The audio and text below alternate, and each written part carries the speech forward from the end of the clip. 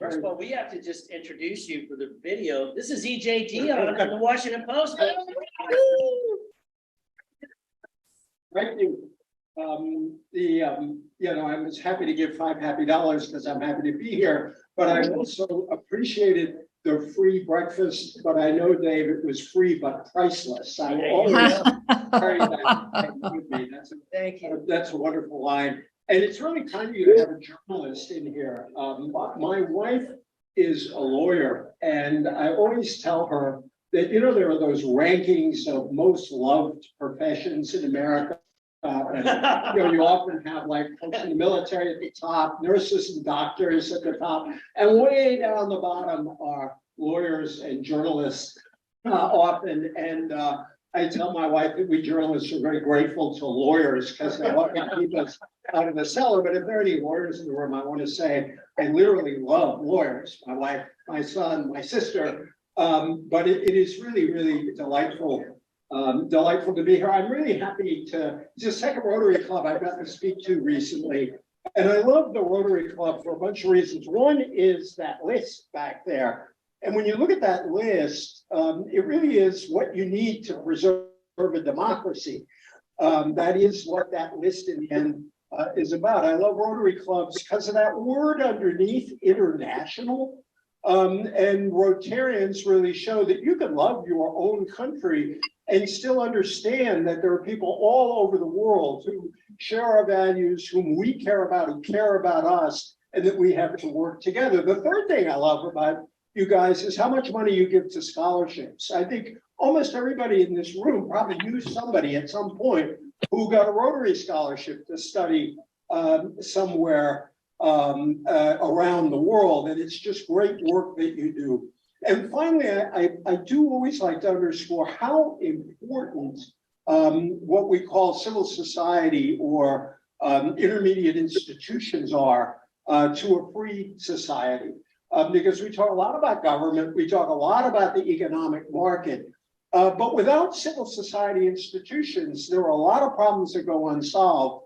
And we have a great deal of trouble preserving a free society. One reason dictators try to crack down or take control of all these independent groups. You're not in the market to make money. You're not part of the state, and yet you're vital. And so it's a real honor and pleasure to be here. Democracy is also based on something that's now popular, crowdsourcing. The idea that all of us together, thinking together, can better represent the interests of the whole, and we get to better ideas. But this idea of accountability and holding our leaders responsible for what they do is what allows for innovation and change and improvement. And you're seeing problems in China now. And the fact is, all the people who said these dictatorships were the way of the future in the 1930s proved to be wrong. And democracy triumphed. And I think it's something we should think about at the moment when democracy is under pressure. So my friend Miles and I, in writing this book, really want to go all the way with democracy. And I appreciate Dave mentioning that he was down in Australia, because the idea we put forward in the book is the system Australians use in their elections. People call it compulsory voting. We call it universal voting. It's not just, there's somebody in the room I met who's in marketing. It's not just that in the United States, universal voting plays far better than the word compulsory voting, because we don't like anything compulsory. My friend and I did a lot of arguments for this idea, made the case for this idea over the last year. And a lot of people say people won't get back lives. How in the heck are you going to make them all? Which I'll get to, but we actually call it universal voting because in good American fashion, we have an out here. So what is the idea that we're putting forward? Well, I'll just describe the system as it works in Australia, which we essentially propose for here with a few variations. In Australia, the government makes it very easy to register to vote and helps everybody register to vote, with the result that 96% of Australians are registered to vote. If you don't vote, they also, by the way, make it very easy to vote. And so, for example, in your state, you could vote in any polling place in your state. They hold elections on Saturday. We don't propose Saturday, and it raises, for example, religious issues for Orthodox Jews or more Orthodox Jews. So, but we do think Election Day should be a holiday. But they also make it very easy for people to vote, as we did during the pandemic. But you can go to any polling place in your state. Because everybody votes, Election Day is a kind of holiday in the country. And when you go to the polling places, there are all kinds of people selling fantastic food because they're raising money for school groups, civic groups. Election Day is a civic celebration. And we forget that in a democracy, government should be closely connected to civic life. And Australians are famous for what they call democracy sausages. There is a grill almost everywhere. And I just want you to know, in our book, we endorse democracy sausages, but also propose vegan all.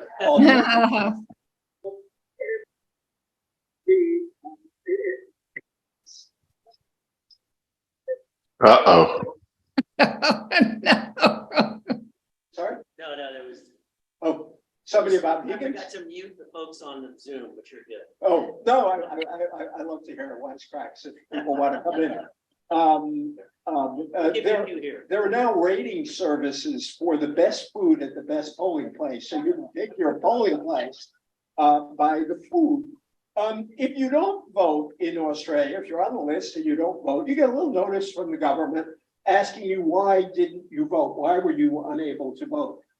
You can give an excuse, and they pretty broadly accept excuses. If you have, somebody that's sick in the family or something like that. Only about 13% of non-voters pay a fine. If you do pay the fine, it's $15 American. We propose, it's $20 Australian, $15 American, and it's just normal. So you get turnouts of 90% of that 96% turnout election after election after election. And if you're plugging an idea, you rarely have good proof of concept. Australia has used this system for 100 years. And has kept this system for 100 years. Sometimes people say we should, propose getting rid of it, but it never carries. It's interesting. An idea like this probably needs bipartisan support, which unfortunately in our current climate is unlikely on almost anything except, a phrase like "I love Rotary clubs."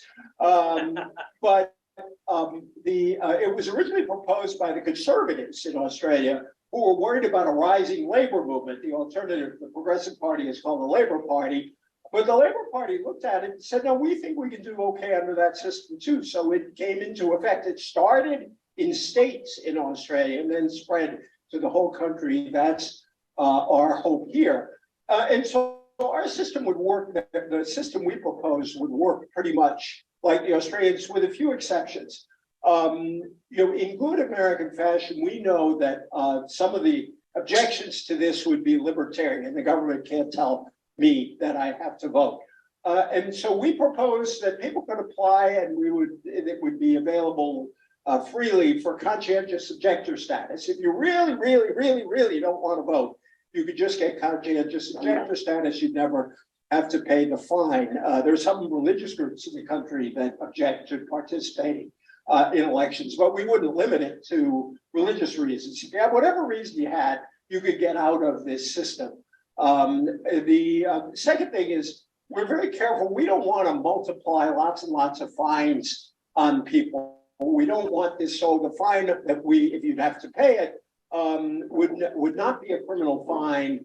It could not be increased with penalties or interest. It's a one-time fine. People, I was at a TV studio last year making a case for this, and the person behind the camera said, gee, I got to go pay my fine.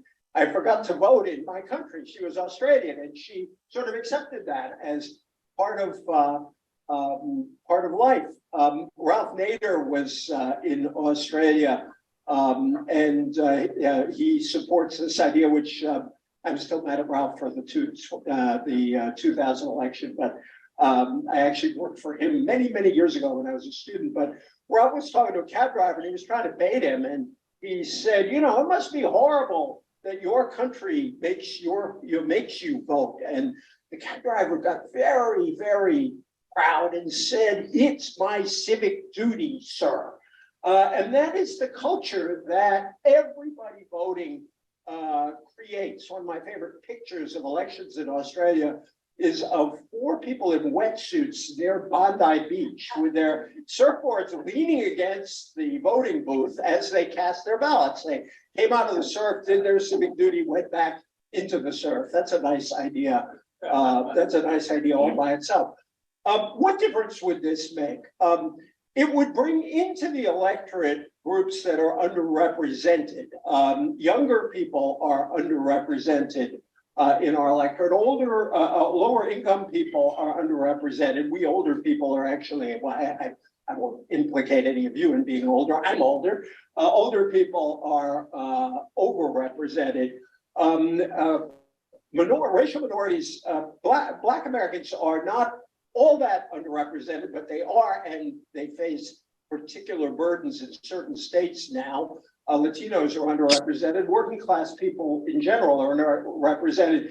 If you look at the kinds of groups that are underrepresented, we think they would balance off in partisan terms, because as people know, blue collar whites right now tend to be in a lot of places more Republican.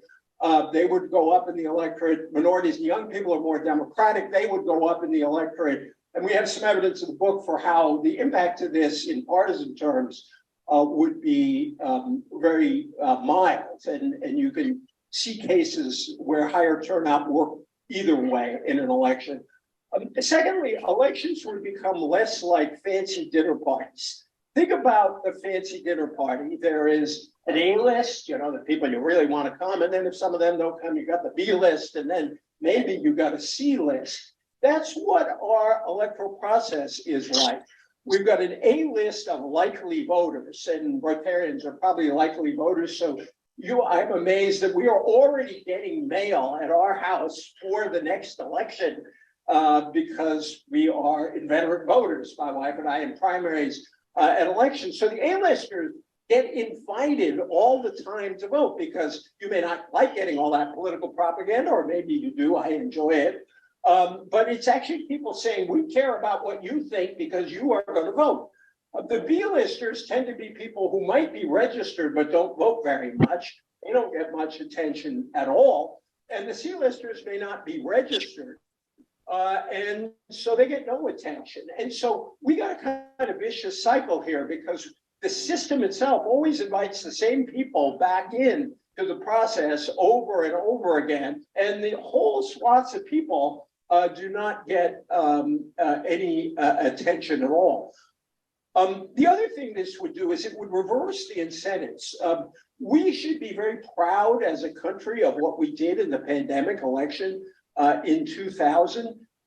We were looking in April of 2000 at an election where, if we didn't change our system, people were going to have to risk their lives in order to cast a ballot, to exercise their democratic rights. And all over the country, in Republican states and Democratic states and Republican and Democratic localities, election officials, sometimes by changing the law, sometimes just by changing practices, made it very, very easy for people to vote. And guess what?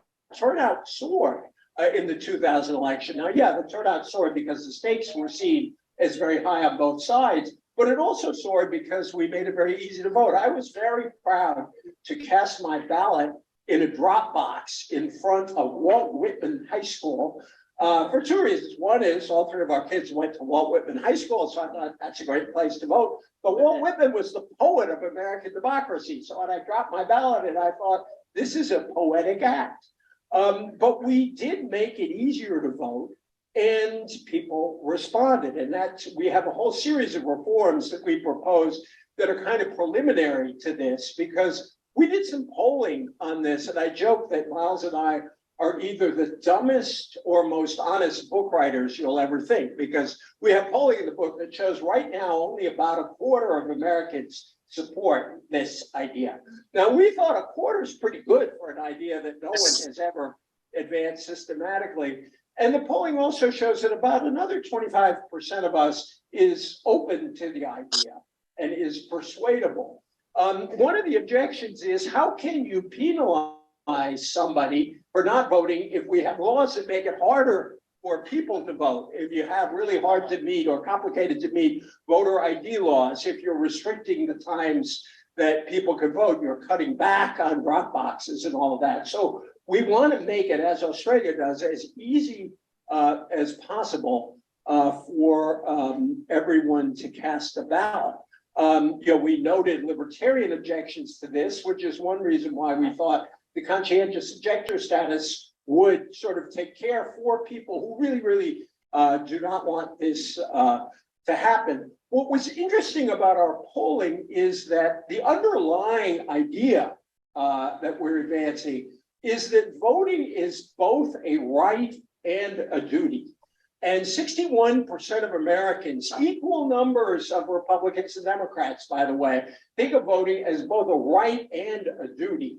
And that's what we are talking about here. Since the pandemic election, our country is really becoming two countries on voting. Before the election, almost all states were trying to make it easier to vote. Since the election, about half the states have made it harder again, and half the states have moved forward from where we were. We think that we should make it as easy as possible for people to vote, and that everyone has an obligation to democracy to vote. And we think this system will, this won't solve all our problems. And we are very clear here. We're not, Miles and I are not like magic elixir salesmen. Take this and all our problems will disappear. Now, we have a lot of other problems that we talk about at the end of the book. But we do think that a more inclusive democracy where everybody knows that everybody is going to vote would actually get rid of some of the problems we have about legitimacy and concern about whether government is represented, concern that, well, maybe somebody's rigging this to include one group and exclude the other. And you've got those fears on both sides of the electorate. We think that we could make democracy better. My favorite line on democracy, and I'll close with this, is from Reinhold Niebuhr. Some of you may know Niebuhr, the great theologian. And Niebuhr once said, and forgive the gendered language, he said it a long time ago, he said, man's capacity for justice makes democracy possible. Man's capacity for injustice makes democracy necessary. And I've always loved that idea that our desire to include everybody, to hear all voices, to have a society that's fair and committed to truth and goodwill and better relationships and universally beneficial government, those good moral commitments are what make democracy possible. But we also know that human beings are flawed, that people grasp for power, that people abuse power, and democracy is a check on them. It's our way of, as I started, making government accountable. So man's capacity for injustice makes democracy necessary. We think democracy is necessary. We think we can make democracy better and more inclusive. And that's why we hope over time, when people look to Australia, everybody should indeed go to Australia and take a look at how this system works. And there are about 24 countries that use this system. Chile had it, got rid of it, put it back in again recently. 24 democracies use it. We think we can make our democracy better and more representative. And so I hope you'll join my friend and me in trying to make our democracy, we talk about a more perfect union. I'll close on this. I love the phrase more perfect. In this world, there's very little perfect other than a perfect Rotary Club meeting. And I think we can improve ourselves because the US is really a story of ongoing self-correction. And that's one of the things I love about the place. Thank you all very much. And please. By the way, one of the fun things about talking about this is it's not an idea many people think about, and it doesn't quite fit into the usual political divide. So it's actually fun to argue about something that has not been advanced, and therefore we don't immediately know what we think of it, except for those who just can't stand anything compulsory. But go ahead. So my concern and worry is that an informed electorate is critical. And so my question to you, as our country has become so polarized, is I'm not so sure that everybody voting necessarily is going to be the best, because if people aren't informed and they're swayed by their tribe or whatever, then possibly we won't necessarily progress with a democracy of the values that are best for the country. I wondered if you could just talk about that. You know, it's very interesting you asked that. We have a series of objections people raise. We actually polled on the informed electorate part. It turns out only a minority of us talk about that. Somebody asked this question once, and somebody in the audience yelled out, "You think our current electorate is informed?" And that's not my position, but that was what somebody yelled in the audience. Two things. I think that who is to make the choice that somebody is informed, and what kind of information do you think someone should have? And once you get to, we have rejected the idea in the past that the electorate should be confined to some group of people. When our country started, the only people who were thought to be informed were white men of property. And so we confine the franchise to them because, well, they're the people who are responsible and know things. And over time, the great American story is we've enfranchised more and more people because we understand that democracy means democracy. A democratic republic needs to be democratic, so that first we enfranchised all men with or without property. After the Civil War, we enfranchised Black Americans, and then the South, the franchise got taken away when Reconstruction fell, and it took 100 years to get back to that. We enfranchised women with the 19th Amendment. So we have been steadily saying democracy is democracy.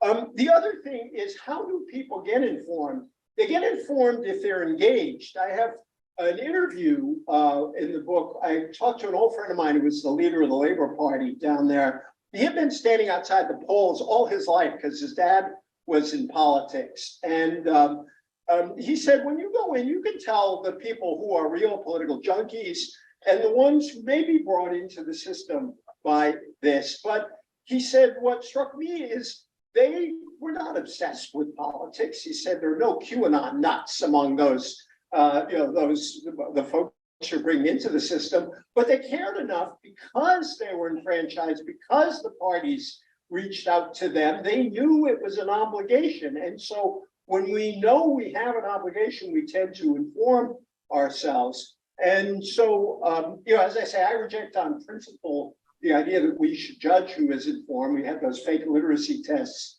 in the South that were designed to exclude African Americans. But the process of pulling people in, I think, has the effect of increasing information. And by the way, we spend a lot of money. Political parties spend a fortune just to get their voters to the polls. If you know everybody's going to vote, you don't have to waste that money. And a lot more of it goes into persuasion rather than dragging people to the polling place. So I think that, number one, I think that a universal electorate would be at least equally informed to this one. And I think if you pull everybody in, everybody will have more of an incentive to be informed, and they'll all get that mail and propaganda. And there's evidence that even though a lot of that stuff is propaganda, it actually gives voters useful signals about what's going on. So that's my gut. Hi, I'm Ayşe.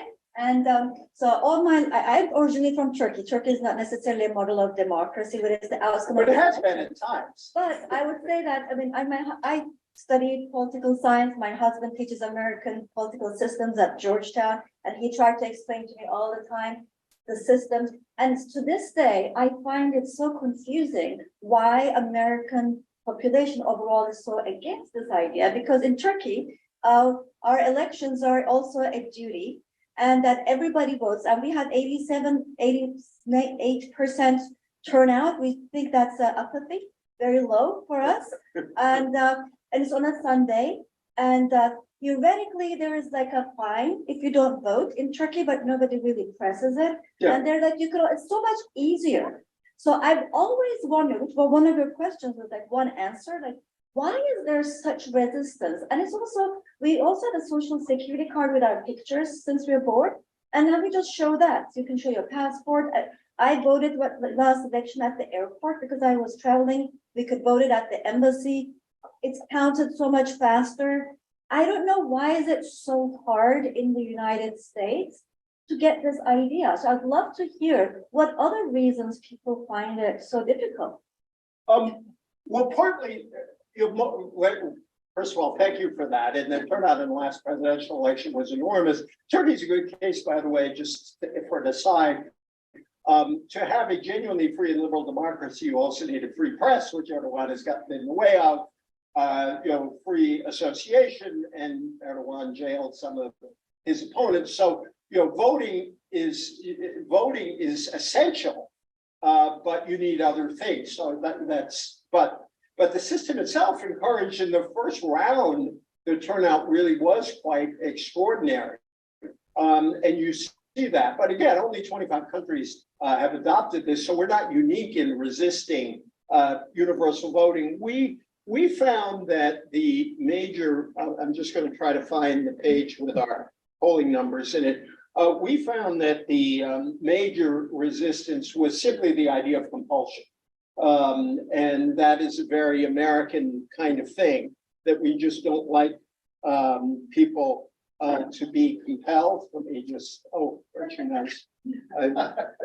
What a good man. Where is, we gave people a bunch of reasons, and as people most strongly opposed to it, the first reason by far was people have a right not to participate in elections. That's what people think. Second big reason, there were already too many government fines and taxes. That was, people don't like that.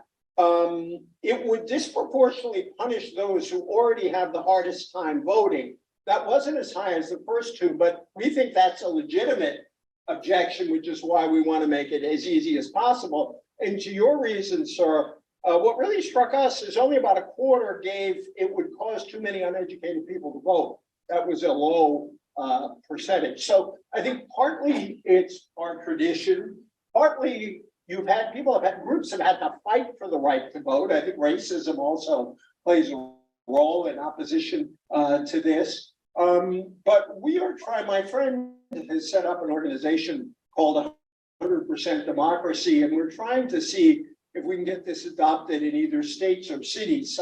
They're in 13 states, their state constitutions would allow, we think, cities to adopt this on their own. So we'd like to see experiments around the country. I have a dream of Utah, Vermont, and DC trying it. And the reason I picked that group is Vermont and Utah are actually pretty reform-minded states. One is quite Democratic, although they have a Republican governor right now. Utah is very Republican, and DC, but both are very white. So we also want a diverse place. DC could adopt it. Well, we want to see how this could work in parts of our country. And when our federal system works, it's good for experiments like that. But thank you for your experience, sir. I don't think you answered her question, and I think it's a very important question. See, I've been in Washington a long time. I don't have vague questions. Aisha asked, and it's a very valid question. Why in America don't people feel incentivized and motivated to go to the polls? That's what you can't understand, and it's a very good question. No, but just a moment, sir. Thank you. Okay. So what she said, what you said is that your number one reason is that people didn't want to be, they weren't compelled, they didn't want the government to compel them to vote. But I don't think it's that. I honestly don't. I think that behind this is is it skepticism? Is it not belief in that my vote counts? What's really behind that? I'd appreciate if you go a little deeper. One of the reasons we advance this idea is precisely because of the skepticism that you are, you're rightly saying exists in some of the electorate. And we think, And, you know, we could sort of take a look at surveys over the last 20 years and sort of parse them and see how close this is, whether we come to agree on this. But I think that one of the reasons is people are skeptical that their political leaders represent them or represent all of us, or they think they're partial to particular groups. And again, in the end of the book, we think there are a lot of other problems in our system. People mistrust the role of money in politics. They worry that moneyed interests have too much impact on the outcome. Other people worry about whether politicians even listen to them. And what we're arguing, and we can, the proof will be in the pudding, but it works in Australia, that people, when they know that everybody participates, will have the sense that this is a broadly representative democratic system. By the way, the other effect this would likely have is that it would bring in a lot of non-ideological voters. Because if you know that everybody's going to vote, you can't spend all your time appealing to your political base. What happens when a system incentivizing appealing to your political base? You spend a lot of your time saying how wretched, awful, terrible the other side is, which itself is demobilizing. Imagine an airline that said, don't fly that airline, they crash. Or a financial firm says, don't invest in that other financial firm, too much embezzlement for too long. That's what our campaigns are like. This system, we think, would, when you know that you're not just trying to mobilize your base, but you're trying to get in all kinds of people who may not be ideologues, as I think creates incentives, and it does this in Australia, and they have tough politics. I'm not romanticizing Australia, but parties there tend to appeal fairly broadly across across the political spectrum. What they also have in Australia, which I support, which is not what I'm arguing for today, but I am for it, is preference voting or single transferable vote. So let's say you're a libertarian, but all things being equal, you're probably more Republican than Democratic. You can put a 1 next to libertarian and 2 next to the Republicans. If you're a Green, you can put 1 next to the Green, 2 next to the Democrat. But you don't have to worry your vote will be wasted, because if you really prefer the Democrat over the Republican or the Republican over the Democrat, you don't use that other option. In Australia, you can do that. And so this allows third party voices in, but in the context of a fairly strong 2-party system, it gives you, I think, the best of both worlds. And I think that too reduces alienation, because as my co-author said, this system not only tells everybody that they count, but it will count their votes exactly as they intended to be. It will read their votes exactly as they intended them to be read. So that's at least a partial answer to your good question. Thank you. Thank you so much. What an excellent, one of the things that I love about Rotary is our opportunity to hear a lot of diverse ideas. This was particularly interesting. And I'm really, really glad to hear that you liked, that you think that you're impressed by the 4-way test, because sharing with you a point. And it has on it, if you have your reading glasses, the 4-way test on it. Oh, I should have brought some. I'm sorry.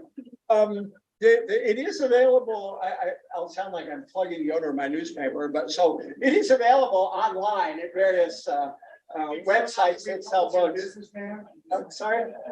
Republican businessman. Yeah, I should have bought the books. I appreciate that. Thank you. Thank you.